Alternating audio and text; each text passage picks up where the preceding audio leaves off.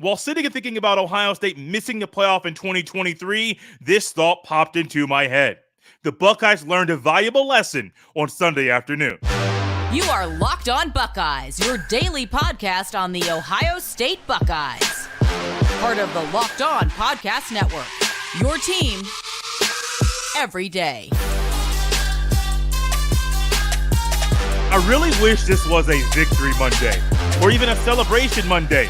But nope, we are thinking about the lessons the Buckeyes learned by missing the college football playoff. Welcome in, everybody, to Locked On Buckeyes here on Monday, December the 4th in the year 2023. I am your host, Jay Stevens, also the host of the Jay Stevens Podcast. And today's episode is brought to you by our friends at LinkedIn Jobs. These days, every new potential hire can feel like a high-stakes wager for your small business. That's why LinkedIn Jobs helps find the right people for your team faster and for free. Post your job for free at linkedin.com/lockedoncollege. Terms and conditions apply. During today's episode, we will discuss how the Buckeyes should approach the transfer portal in the offseason, and your boy's going to go on a rant about the college football playoff. But first, the Buckeyes missing the playoff this year, it was maybe expected by some. There was a path that we discussed on Friday that they could make the playoff in 2023, but by missing the playoff this year, it's unfortunate.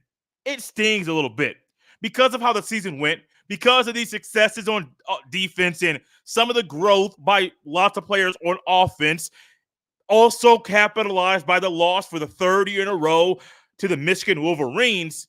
Missing the playoff this year, it stings more than it maybe normally would. But when thinking about that and the lesson the Buckeyes learned, one of them, by missing the playoff, it's you can't let other people decide the fate of your team. Now, you may be saying, Jay, how in the world did they let somebody else decide the fate of their team? Well, let's look at the CFP rankings and see 10 through 1, where the committee picked and put everybody in the final CFP poll in this season. Penn State, number 10, 10-2. Mizzou, Missouri, the Buckeyes' opponent in the Cotton Bowl on December 29th at 8 p.m. Eastern Time, is number 9. Oregon is 8. They lost in the Pac-12 championship game. Buckeyes, number 7, didn't play in the Big Ten championship game. Georgia is 6 after losing to Alabama in the SEC championship game, falling 5 spots. Florida State is 5. Alabama 4. Texas 3. Washington 2. And Michigan 1.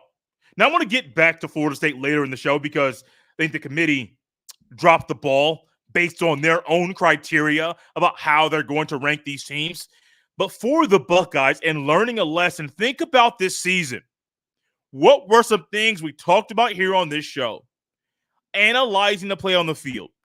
Figuring out, hey, here's how you can get better. Here's areas that you can improve on. Here are realistic ways that the Buckeyes can stay in the top of the poll to be the best team every time they're on the field and to win every single game. The everydayers realize we hit that stuff every single day here on the show. But then there's this thing about a lesson being learned because for the third year in a row, you lose to Michigan. And it's not so much losing to Michigan, it's how you look when you lose to Michigan. Now, yes, losing to Michigan is one thing. And I picked Ohio State to win the game. But one thing I realized even during the game, the Buckeyes in that game showed growth in some ways, but also showed they haven't really fixed all their flaws throughout the season. Now, most of the flaws, no team is perfect. No team. There are undefeated teams right now this year. Michigan's undefeated. Florida State's undefeated. Washington is undefeated. And what do you find? Liberty is undefeated as well as the number 23 team in the CFP poll. What do you find? They all have flaws, except for in their record. An unblemished record, 13-0. That's great. That's phenomenal. Capitalizing, and good for you for being, well, except for Michigan. Good for everybody else for being undefeated. That's great. That's phenomenal. But the Buckeyes could have been there. But they left the fate of their season in somebody else's hands and said, hey, maybe with that one loss, maybe with what is happening right now with our team, maybe based on how the committee views us, and hoping, hey, Oregon loses and Texas loses and maybe Alabama losing and maybe all these other schools, maybe people just start losing and chaos happens in the final weekend of the season, and all of a sudden we're in the Final Four due to the chaos that happened at this point in the year. You can't do that. You can't do that at all. And I don't care if you're Kyle McCord or Troy Maloa or Cody Simon, who got a lot of run late, or Tommy Eichenberg or Joshua Proctor or Denzel Burke or Travion Henderson. I don't care who you are. You cannot let somebody else decide, hey, does this team deserve to be in, even though they're not playing in the conference championship game, even though they have one loss, and the one loss they have is to a team that is undefeated, that is the Big Ten conference champion? You can't do that. And this is a problem at Ohio State, not just over the past few years, but, well, really it is, because 2019, undefeated regular season. 2020, undefeated regular season. 2021, 2022, 2023, what do you have? Blemishes on the record of Ohio State. 2021, lost to Oregon, lost to Michigan. You beat Utah in the Rose Bowl. That's great. Great into the season, but you got 2 losses in a regular season. What do you have in 2022? A loss to Michigan. It's not so much when you lose definitely matters, but that loss to Michigan Thanksgiving weekend, you're hoping something happens for you to be in the playoff. It worked out. It worked out for you then. Didn't work out for you now. And I hope Ryan Day and the other players that are currently there, that'll be there next year, realize, hey, and even those that are going off to the NFL, learning valuable lessons now that'll help you in your future career as you continue to play football at another level if you choose to play. Don't let someone else decide what's going to happen with the postseason of your team. And this is something that I think would be great to learn for everybody at Ohio State. And I hope the lesson was learned by everybody. You decide and can decide what happens next. Because even in a game where many people believe, hey, Michigan was the better team, the better team doesn't always win on the football field. There are times that a worse opponent wins, not just on the football field, but on the basketball court and others. Recently talked to my dad. My dad mentioned, hey, Northwestern just beat Purdue in basketball. What happens? Northwestern's not better than Purdue, but what happens? Sometimes the worst team beats the better team. I remember a couple of years ago, maybe, was it 2021 or 2020, something around that time, maybe 2021. What happened? Rutgers beat, I believe, Purdue in the rack, and it was a shot by Ron Harper Jr. Boom, he gets it, goes in. Rutgers fans storm the court, and what happens? Hey, the team that won the game wasn't the better team, but they found a way to win at that point in time. And for Ohio State in the future and even going forward, I think they're better than Mizzou. And I was even talking a little bit of trash to my sister-in-law, who is a Mizzou grad. I understand Ohio State should win that game. But if you don't walk in there like you're the better team and treat it like a business trip going to the Cotton Bowl Stadium on December 29th, playing at 8 p.m. Eastern time, you could walk out of there in Jerry's world with a loss. You got to learn valuable lessons now that'll help you in the future career. Don't let somebody else decide the fate of your season. Losing at any time, it's not good. Losing to Michigan the final week of the regular season, it's even worse. The Buckeyes learn valuable lessons now that will definitely help them in the future as the Buckeyes play one more game this season, and also as the Buckeyes look to be successful and accomplish all of their goals in 2024. Coming up next, we're going to dive into the transfer portal and discuss how the Buckeyes should approach the portal during the offseason. But first, this episode is brought to you by LinkedIn Jobs. When you're hiring for your small business, you want to have as many top-tier candidates as possible to interview. That's why you have to check out LinkedIn Jobs. LinkedIn Jobs has the tools to find the right professionals for your team faster and for free. It's free and easy to create a job post at LinkedIn Jobs. LinkedIn Jobs isn't just another job board. LinkedIn has a vast network of more than 1 billion professionals, which makes it the best place to hire. Hiring is easy when you have that many quality candidates. So easy, in fact, that 86% of small businesses get a qualified candidate within 24 hours. Thankfully, with LinkedIn, the process is intuitive, quick, and easy. Post your job for free at linkedin.com/lockedoncollege. That's linkedin.com/lockedoncollege to post your job for free. Terms and conditions apply.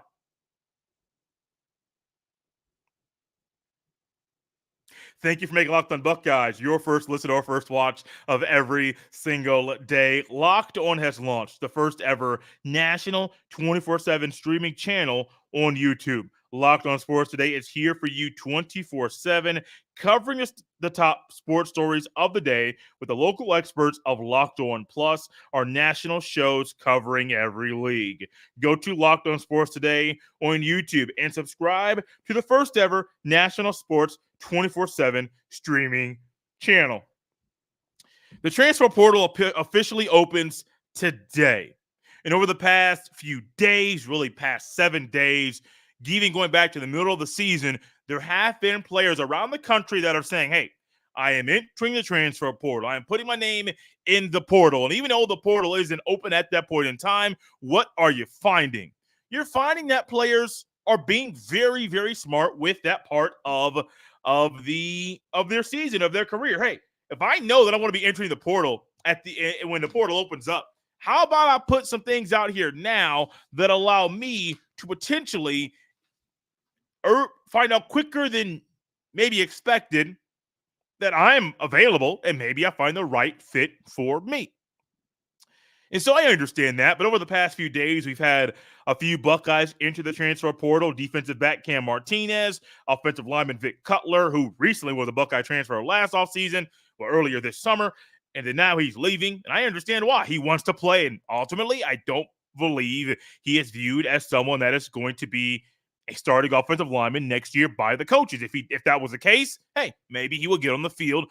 Maybe he would stay, but I just don't think that's going to happen. Cam Martinez wants to go out there and play. He's willing to play offense or defense, and really, hey, if I can go out there, go to a different team and play now, so be it. Then you have defensive end Amari Abor, who wants to go out and play. And I get it. You want to play it. If you don't think you're going to play here, go somewhere else. I'm not mad at you. And then recently on Sunday, Evan Pryor has 3 years of eligibility left. Would love for him to play at Ohio State. But based on things in the running back room, especially with the eligibility that every running back still has available, he believes it's better for him to go to another school to play football. And when it comes to Ohio State, losing those guys is going to be potentially tough for the depth. Cam Martinez would have been a depth piece. Vic Cutler, another year in Columbus, a full offseason, as many people say. Hey, it may do wonders for him. Full offseason at Ohio State or not, I don't really care, man. Like, you don't need a full offseason to come in and wow the coach to say, oh, this dude can play. He is a dude. He has to be on the field. You don't have to have January until August to convince a coach of that. So that's just my thought there. Then Amari Abor would have been a depth piece, end up playing a few games this year, but I understand it. Evan Pryor, I ultimately understand as well, because when you have every running back available to stay and be on the team next year, and maybe you're not viewed as the top back going into next season, go somewhere else and play. Not mad at you, young man. Not mad at you at all. But for the Buckeyes, there's going to be more guys that leave. And I'm going to be going through the week and having a portal watch and discussing, hey, this guy's in it. Here's who the Buckeyes are targeting. Here's maybe who they brought in. And this is going to be a segment that's going to be going on for a few weeks.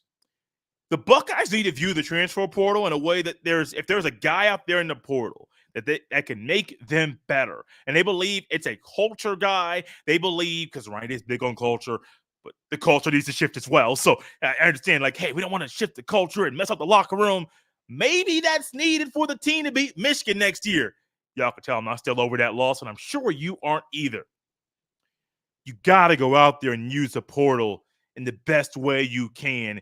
change your philosophy, because the philosophy right now, and even if it's been altered going into this past season, it's not a philosophy that I think can lead the Buckeyes to accomplish every goal they're going to have for next season. Didn't work this year, didn't work last year, didn't work the year before that. Even accomplishing the first goal. What's the first goal every year? Beat the team up north. That hasn't happened since 2019. Would have happened in 2020, but the game was canceled. Not going to get into there with all the storylines and message board talk, but we've done that before. You got to do what's needed to make your team better. What is one thing that happened last year that Michigan did? Why am I going to Michigan? Because they beat the Buckeyes over the past 3 years. So maybe Ryan Day can learn something from Jim Harbaugh to make the Buckeyes a better team next year to beat the Wolverines.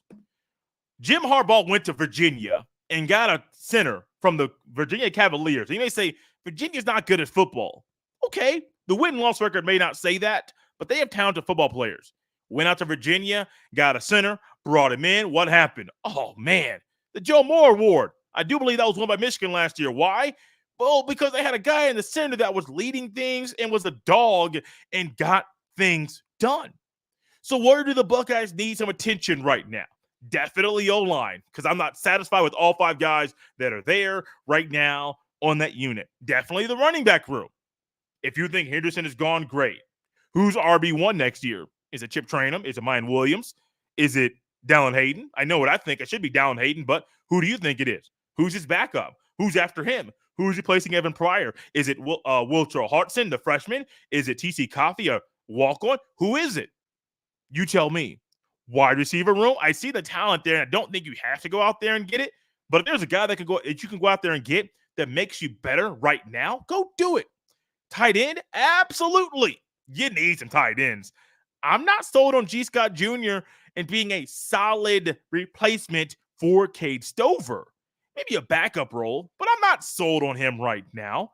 Defensive line, absolutely. Why? Because you need to. You need to. Linebacker, absolutely. Defensive, nothing's exempt. No position is off limits right now. If you can get something in the portal, a player that can make you better, you go out there and get him. You have to. It's just put up or shut up. I don't know if this is Ryan Day's last off season, last full season next year as the Buckeyes head coach. I don't know. I don't know if he's going to be there next season. Why? Because who knows what the conversations are internally. I believe he'll be there next year, and I believe there's a way for him to be the coach after 2024. However, if things don't get fixed and the Buckeyes go into a season with an expanded Big Ten football conference where there are 16, 16? 18? I lost count. I lost count. I think it's 18 because you have USC, UCLA, and you're bringing in Oregon and Washington. What are you having?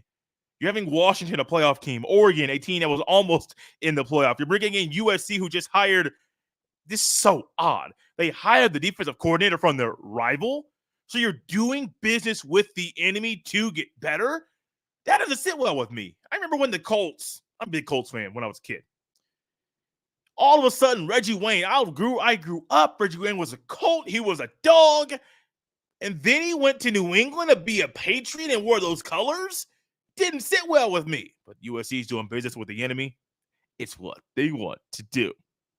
And what the Buckeyes should want to do is use a portal to the best of their ability to snag talent out of said portal to make the team better. That's how the Buckeyes should view the transfer portal, and I really hope that is their approach this year during the first early window. And there'll be a second window during the spring practice, the spring game season. Do the same thing there. You have to. You got to utilize every avenue you can to bring guys in that make you better. Talent acquisition, you got to acquire talent however you can, well, legally, however you can, to make a team the best roster it can be in the upcoming season. Coming up next, y'all see it there on the YouTube. If you're listening only, it says rant about the college football playoff. And that just got intensified when I heard something that was said during the selection show. Y'all gonna want to hear this. Don't go anywhere. This episode is brought to you by our friends at FanDuel Sportsbook. As the weather gets colder, the NFL offers stay hot on FanDuel. Right now, new customers get $150 in bonus bets with any $5 money line bet. That's $150 if your team wins. If you've been thinking about joining FanDuel, there's no better time to get in on the action. The app is so easy to use. There's a wide range of betting options, including spreads, player props, over-unders, and more. So visit FanDuel.com/LockedOn. Once again, visit FanDuel.com/LockedOn and kick off the NFL season. FanDuel, official partner of the NFL.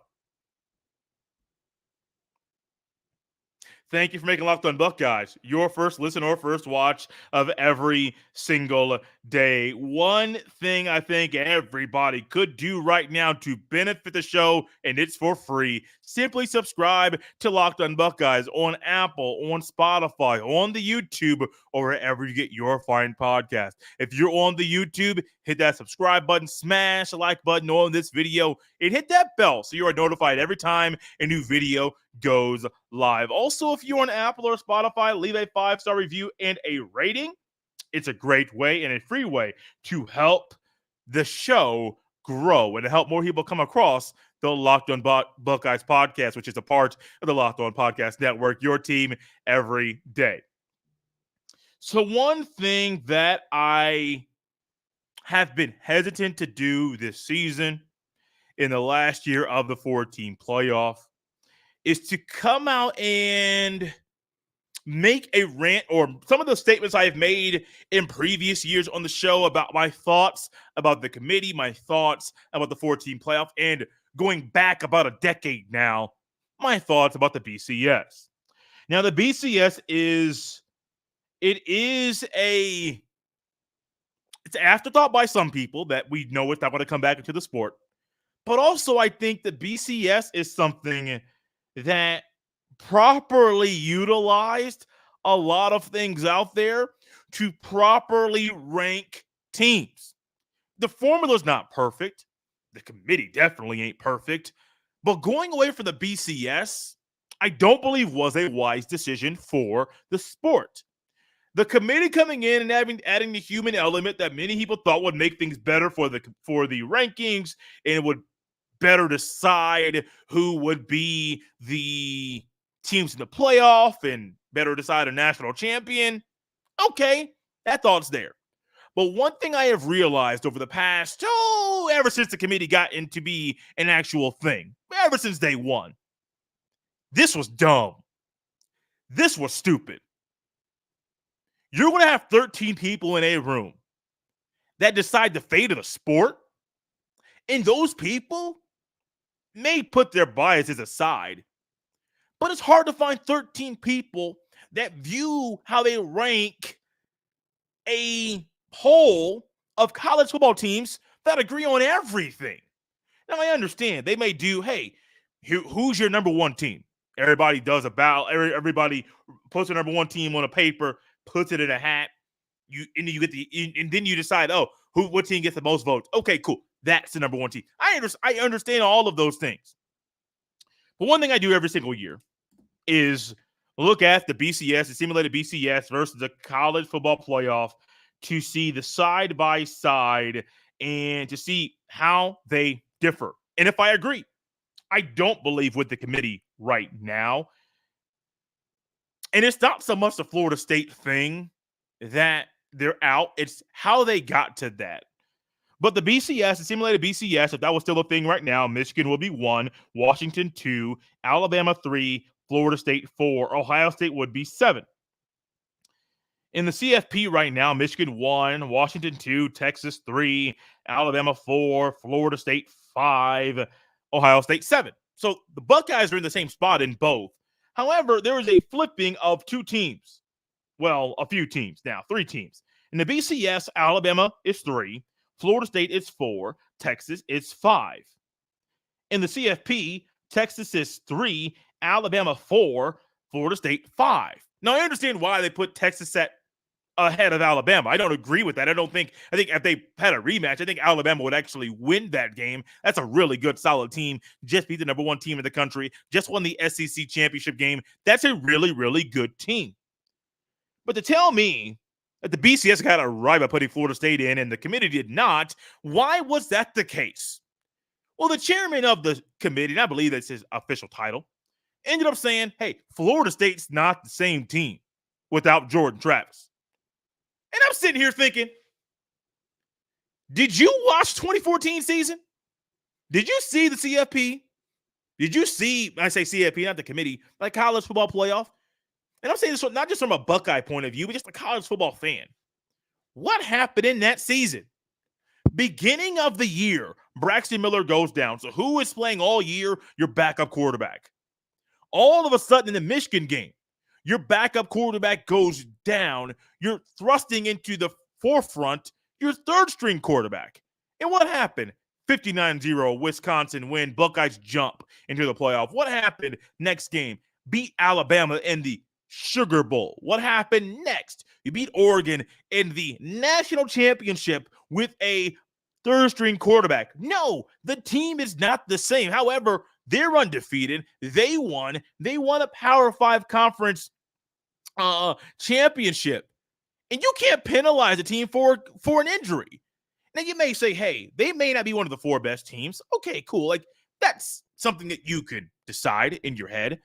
But to say they're not one of the 4 best teams, but something that's not happening on the field, currently when they played the last game the day before, you guys put the rankings out, that is dumb. That is stupid. And I would prefer this sport go back to the BCS, because I do believe the BCS got it more right than the committee did.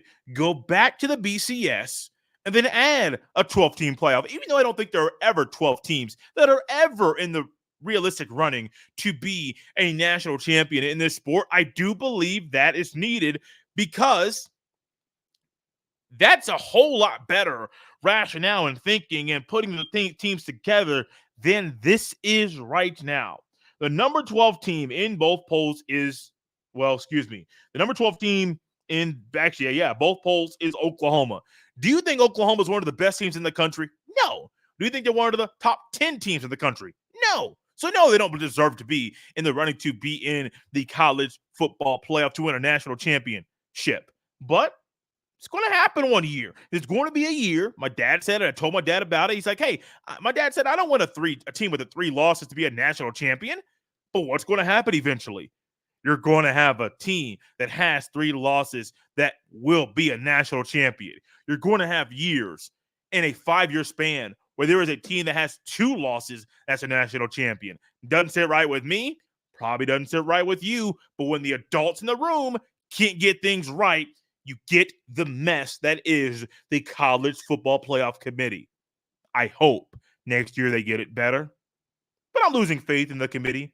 I'm losing faith in the process. I don't like the process. I would have much rather preferred the BCS 4 of Michigan, Washington, Alabama, Florida State than the CFP 4 of Michigan, Washington, Texas, Alabama. That's where I am with it. I know it was a rant. I know this was a show that may not have been what you expected after Ohio State. It was announced that the Buckeyes would play in the Cotton Bowl, but here we are, man. I might be in full all-season mode. And y'all can tell your boy is still annoyed by that loss on November 25th. Out of here, y'all, on a Monday. Got a lot more coming your way this week. Going to try to do our end-of-year position grades for the Buckeyes with my guy, Jeff Hunt of Jeff Needs Sports, a podcast of the Off the Ball Network. Trust me, y'all don't want to miss this.